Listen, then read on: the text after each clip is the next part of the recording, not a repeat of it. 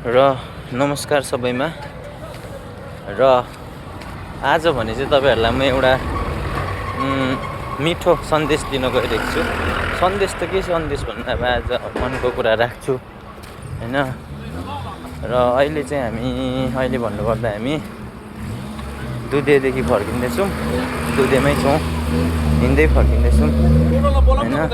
यहाँनिर अन्त गाडीहरू पनि अब धेरै आउँदैछन् यहाँनिर, तर अब रोकिदिएको छैनन् हामीले हातहरू हल्लाउँदा हैन।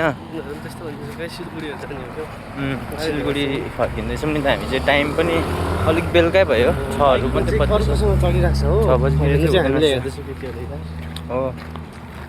अन्त त्यही भएर गाडी पाएको छैनौँ, तर हामी हिँड्दै पनि सिलगढी पुग्न सक्छौँ हैन।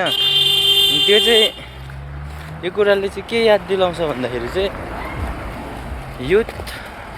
युथ टाइम हुन्छ नि। यो चाहिँ अब हाम्रो अहिले लिभिङ युथ टाइम हो, युथ स्पेन। अन्त यो युथ स्पेनमा चाहिँ तपाईँको अलिकति केही न केही इन्कम्प्लिट हुनैपर्छ, इन्कम्प्लिट चाहिँ हुनैपर्छ हैन।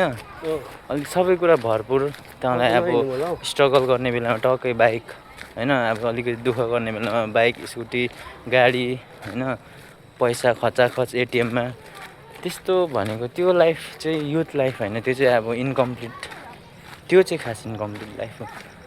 कम्प्लिट लाइफ चाहिँ यही हो कि युथ लाइफमा केही न केही जरुरतको कुराहरू पुग्नु हुँदैन आफूले। अब यो डह्रो हुन्छ यसरी चाहिँ, माटो धुलो माटो हल्का त्यो सबैको गन्ध पाएर मात्रै मान्छे डह्रो हुन्छ क्या। सो द्याट्स अल, धन्यवाद। अब चाहिँ जङ्गल आएँ।